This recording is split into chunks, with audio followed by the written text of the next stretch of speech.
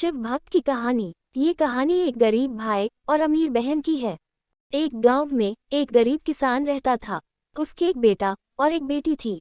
उनकी मां नहीं थी। किसान ने ही अपने बच्चों का पालन पोषण किया और जब दोनों विवाह योग्य हो गए तब किसान अपने बेटे का विवाह कर देता है और कुछ समय बाद अपनी बेटी का भी विवाह एक अमीर घर में कर देता है।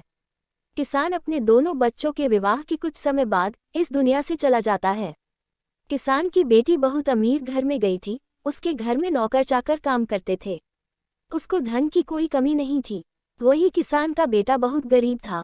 वह किसी तरह खेतों में मेहनत मजदूरी करके अपने परिवार का पालन पोषण करता था। उसकी पत्नी भगवान भोलेनाथ जी की बहुत बड़ी भक्त थी। गरीब होने के बाद भी वह भगवान से कोई शिकायत नहीं करती थी। वह थोड़े में ही गुजारा कर लेती और अपने परिवार के साथ खुशी से रहती थी। वहीं उसके पति की बहन धन ज्यादा होने के कारण घमंडी हो गई थी। उसका भाई गरीब था इसलिए उसकी बहन उनसे कोई रिश्ता नहीं रखना चाहती थी। उसकी बहन धन के घमंड में इतनी चूर हो गई थी कि अपने भाई को देखना तक पसंद नहीं करती थी। इसी तरह समय बीतता गया। बहन के घर उसकी नंद की शादी थी, लेकिन बहन ने अपने भाई को अपनी नंद की शादी में बुलाया तक नहीं। उसके भाई को शादी के बारे में किसी तरह पता चल जाता है और वह बिना बुलाए ही बहन के घर शादी में पहुंच जाता है। बहन अपने भाई को देखते ही अपने नौकरों से कहकर उसे घर से बाहर से ही लौटा देती है। भाई भूखा प्यासा रोते हुए अपने घर की ओर जा रहा था, तभी रास्ते में उसको एक बुढ़िया माँ मिलती है। बुढ़िया माँ ने उस भाई से पूछा, बेटा क्यों रो रहे हो? वह अपनी सारी दुखदाई कहानी बुढ़िया माँ को बता देता है। बुढ़िया माँ उसे समझाकर चुप होने को कहती है।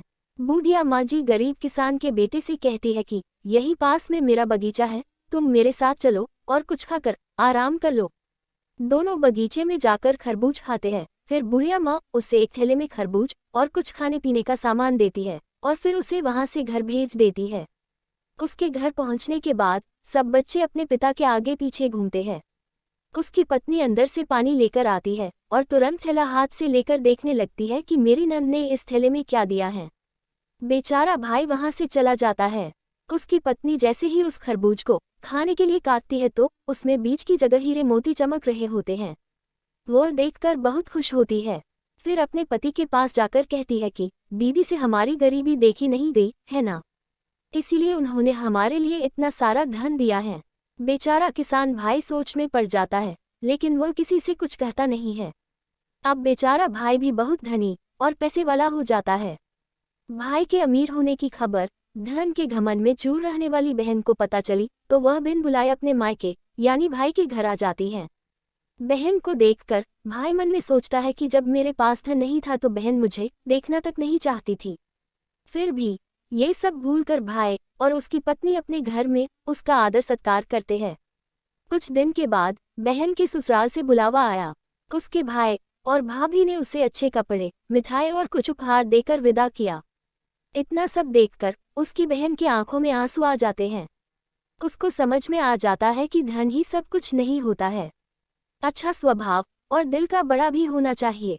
इस कहानी से हमें ये सीखने को मिलता है कि हमें कभी भी किसी की गरीबी और मजबूरी का मजाक नहीं बनाना चाहिए। गरीब होने के कारण किसी से रिश्ता नहीं तोड़ना चाहिए। समय कब और कैसा करवट ले लेता है कि गरीब अमीर और अमीर गरीब हो जाता है। इसीलिए सभी के साथ आदर सत्कार और प्रेम से रहना चाहिए। दुनिया में गरीब और अमीर दो तरह के लोग रहते हैं। अमीर होने का कभी घमंड नहीं करना चाहिए और कभी किसी गरीब इंसान का मजाक नहीं बनाना चाहिए, क्योंकि समय सभी का अपना अपना आता है।